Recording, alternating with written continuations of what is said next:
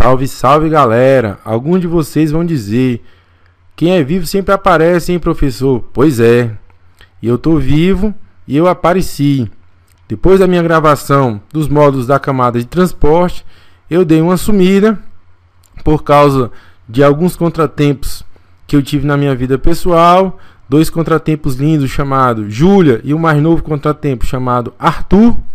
Mas agora tá tudo equalizado com a família e eu posso retomar as minhas aulas de redes. Agora vamos retomar com o módulo que eu estava devendo aos senhores, o módulo da camada de aplicação. Ao estudar esse módulo, eu pretendia fazê-lo em um módulo só. Só que percebi que não ia dar, ia ficar muito extenso. Então eu dividi esse módulo em duas partes. Essa aqui vai ser a parte 1, como eu vou explicar na próxima transparência, tá? Só que antes da gente passar para a apresentação do que a gente vai ver nesse módulo, eu gostaria de fazer um acordo com os senhores. Se vocês notaram, em todas as minhas transparências, aqui aparece o meu e-mail, né? O meu e-mail do Fale Comigo, Walter Cunha. E eu estou substituindo o meu e-mail agora pelo meu perfil do itinerante. Por quê? Porque toda vida que alguém me pergunta no meu e-mail, quando eu vejo que a pergunta é de caráter geral, eu encaminho para o itinerante. Então, professor, o senhor está mandando aí para o seu e-mail, depois você está mandando aí para o itinerante. Então, eu vou mandar agora direto para o itinerante, tá?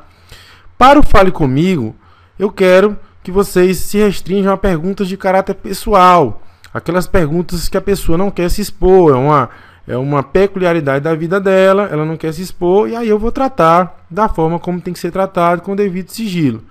Porém, pessoal, para perguntas de caráter geral, perguntas que, uma vez bem respondidas, podem beneficiar toda a comunidade, eu peço que os senhores coloquem lá no itinerante. Ou seja, perguntas, dúvidas sobre questões, dúvidas sobre a teoria, dúvidas sobre concurso, dúvidas sobre técnicas de estudo e qualquer outras dúvidas que a gente possa beneficiar os outros. Por quê, hein, pessoal? Porque senão, pessoal, eu vou ter que ficar respondendo 1000 vezes a mesma coisa, quando eu poderia responder só uma vez e depois fazer a referência, né? Ou seja, já respondi isso naquele link e tal. E para isso, para criar essa base de conhecimento, é necessário que os senhores utilizem, né, a rede itinerante. Se você não quiser mandar direto no meu perfil, no comentário dele, tem outra opção, né? A gente tem lá os grupos. Dentro desses grupos tem um grupo específico para a rede de computadores, né? Que é a matéria que eu ministro aqui no Prova de TI. Então, se for uma dúvida sobre redes, vai lá. Dentro do grupo de rede tem um fórum, né? Você vai lá no fórum, posta a sua questão, que em no máximo 2 dias eu vou estar lá respondendo para você, ou então outro professor ou um próprio colega seu. E aí a gente entra só para arrematar, tá? Dessa forma, a gente consegue uma racionalização, uma escala maior para poder atender a dúvida de todos, e não são poucas, tá? Então vamos fazer esse acordo aí, vocês fazem dessa forma e a gente tenta tratá-los da melhor maneira possível.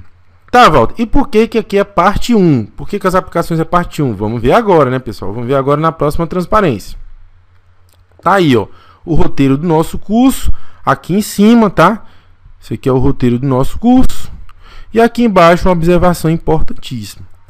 Pessoal, eu não sei se vocês já estudaram aquela parte de informática básica, eu não sei se ainda é dado, que a gente fala de aplicativos versus utilitários. Então lá eles se referem a softwares, né? Qual é a diferença do aplicativo versus utilitário? Utilitário é aquele software que roda, né, no background, né? Aquele software que você não usufrui dele diretamente, o usuário comum, né, não usufrui dele diretamente. Só quem tem acesso àquele software e as configurações dele é o próprio administrador. O usuário apenas se beneficia de uma forma indireta porque ele dá condições a outras aplicações. Por exemplo, já a aplicação é aquele software que você se beneficia diretamente, ou seja, um programa de e-mail, o próprio browser e etc. Enquanto que o utilitário poderia ser uma rotina que acontece no sistema e que vai auxiliar outros programas. Tudo bem? Pensando nisso, eu fiz uma divisão racional dos protocolos da camada de aplicação. Lembrando que essa divisão é minha, de forma didática. O Walter é que institucionalizou isso. Não tem no Tannenbaum, não tem em nenhum canto, tá? Mas eu fiz isso para facilitar a nossa didática. Qual é a nossa divisão? eu chamei esses caras aqui de protocolos aplicativos, ou seja, aqueles protocolos que por meio de uma aplicação a gente se beneficia diretamente deles. Da mesma forma que o software aplicativo é o browser, por exemplo, eu tenho o protocolo HTTP, tá bom? A única exceção aqui você poderia questionar seria o NTP, tá? Porque o NTP a gente vai ver que ele é um protocolo que auxilia, mas eu coloquei logo aqui para poder fechar o escopo. Na segunda parte, eu chamei os protocolos chamados infraestruturais.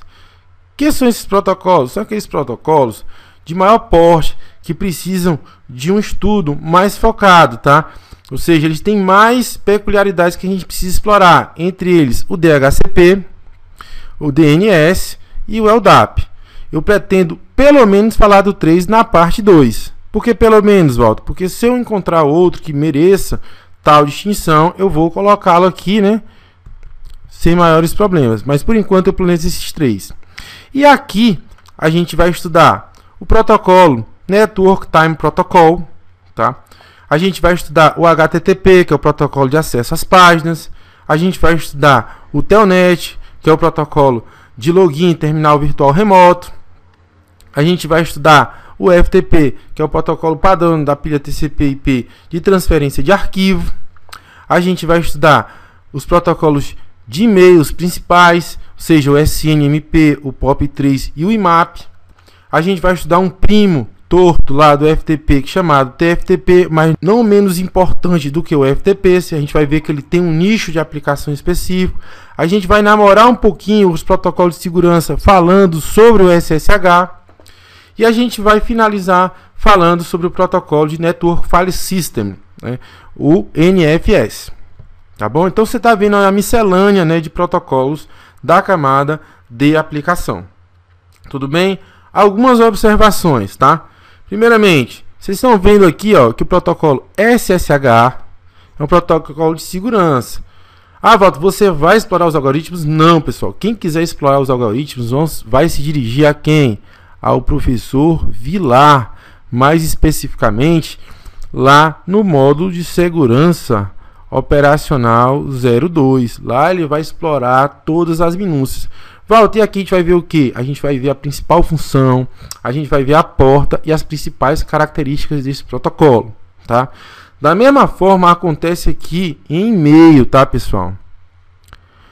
A gente vai ver as principais características de cada um desses protocolos, as suas respectivas portas e algumas peculiaridades. Mas se você quiser ir a fundo em e-mail, eu encomendei isso ao meu novo colega de disciplina de redes. Você já deve conhecer ele, que é o Rafael Barão, tá? Rafael Barão, o mais novo perito aí da Polícia Federal, junto com o Vilar, tá?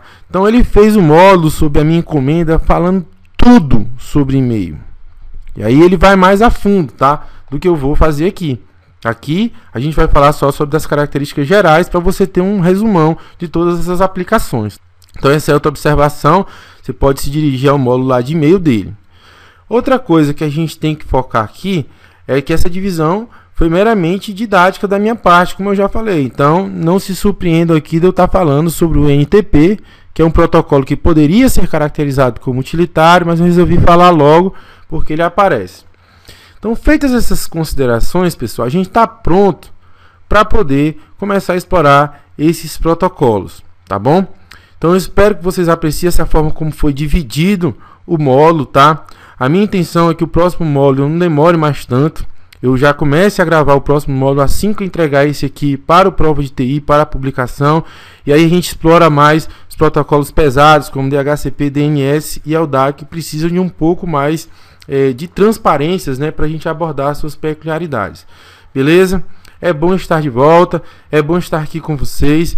Foi muito difícil para mim, né, ficar um tempo fora, porque eu sei da necessidade, eu já fui concurseiro, eu sei quanto vocês precisam, não de mim, né, mas de alguém que instrua vocês. Essa lacuna estava aberta, eu não consegui ninguém para preenchê-la, consegui parcialmente com o Rafael Barão, mas agora está todo mundo de volta. Vilar, Rafael Barão já se formaram na academia, eu estou de volta também, e a gente vai dar o gás aqui no Prova de TI para que você conquiste o seu sonho. Vamos lá, vamos parar de conversa, vamos partir para dentro desses protocolos Então, beleza, galera. Fica firme aí, não dorme não, que a gente vai buscar agora a nossa aprovação.